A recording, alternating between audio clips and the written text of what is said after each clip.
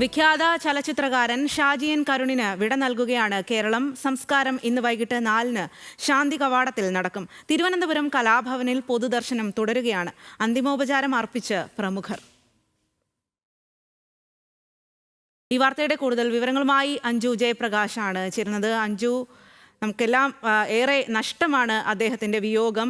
വിഖ്യാത ചലച്ചിത്രകാരൻ, നമ്മുടെ സിനിമയെ ലോകോത്തര നിലവാരത്തിലേക്ക് ഉയർത്തിയ ആളുകളിൽ ഒരാൾ. അദ്ദേഹത്തിന് ഏതു രീതിയിലാണ് തലസ്ഥാനം വിട നൽകുന്നത്? ആരൊക്കെയാണ് അവിടേക്ക് ഇപ്പോൾ എത്തിച്ചേർന്നിരിക്കുന്നത്? സ്വാതി, ദേശീയ അന്തർദേശീയ തലത്തിൽ മലയാള സിനിമയെ അടയാളപ്പെടുത്തിയ ഒരു സംവിധായകന്റെ വിടവ് അത് വലിയ തരത്തിലാണ്.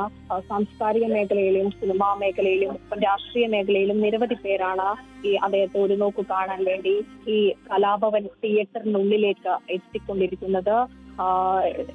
രാവിലെ വീട്ടിലെ പൊതുദർശനത്തിന് ശേഷം വീട്ടിൽ നിന്ന് നേരെ കലാഭവൻ തിയേറ്ററിലേക്കാണ് എത്തിയിട്ടുണ്ടായിരുന്നത്.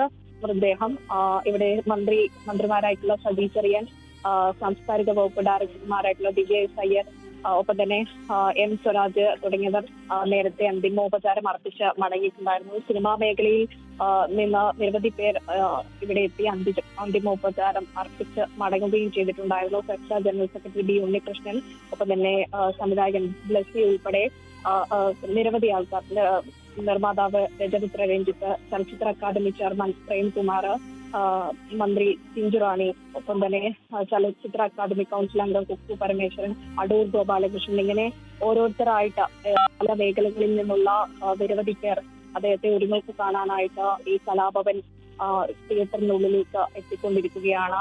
അന്തിമോപചാരം അർപ്പിച്ച് നിരവധി പേർ മടങ്ങുകയും ചെയ്തു. അല്പസമയത്തിനകം തന്നെ ഇവിടെ 2 മണിക്കൂറാണ് പൊതുദർശനം എന്ന് പറഞ്ഞിട്ടുണ്ടായിരുന്നത്. ഈ പൊതുദർശനത്തിന് ശേഷം വീണ്ടും മൃതദേഹം വീട്ടിലേക്ക് കൊണ്ടുപോകും, അങ്ങനെയാണ് പറഞ്ഞിട്ടുണ്ടായിരുന്നത്. വൈകിട്ടോടുകൂടി ശാന്തി കവാടത്തിൽ സംസ്കാര ചടങ്ങുകൾ ഉൾപ്പെടെ നടക്കും.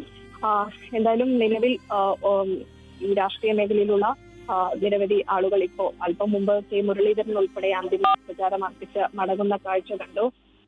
വലിയ തരത്തിലാണ് ഈ സാംസ്കാരിക കേരളം, ഒപ്പം തന്നെ സിനിമാ മേഖല ഉള്ള ആളുകൾ ഈ അദ്ദേഹത്തിന്റെ അടയാളപ്പെടുത്തുകളെ ഈ നിമിഷം ഓർക്കുന്നത്.